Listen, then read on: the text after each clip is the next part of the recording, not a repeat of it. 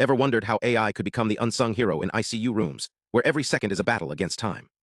Meet CU-ICU, a groundbreaking lightweight AI system that's redefining critical care. Picture this, a tool that identifies life-threatening conditions faster than traditional methods, even when data is sparse or messy. That's the power of this research, and it's about to change the game. Here's the problem. ICU data is a chaos of incomplete records, inconsistent formats, and missing variables. Traditional AI models.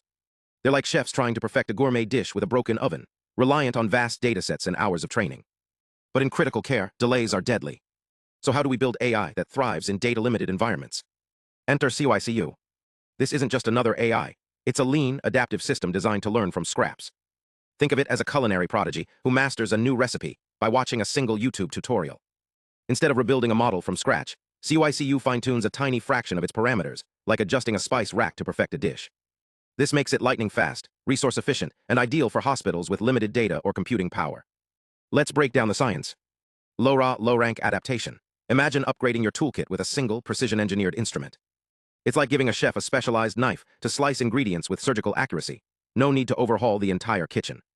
AdaLoRA. This is the AI equivalent of a chef tasting as they cook, dynamically adjusting seasonings to hit the perfect flavor profile. IA3. Picture infusing a dash of flavor into each layer of a cake, just enough to elevate the whole recipe without rewriting it. And the numbers. CU-ICU isn't just clever, it's transformative. In clinical trials, it outperformed traditional methods by 15% in sepsis detection and boosted clinical note accuracy by 20%.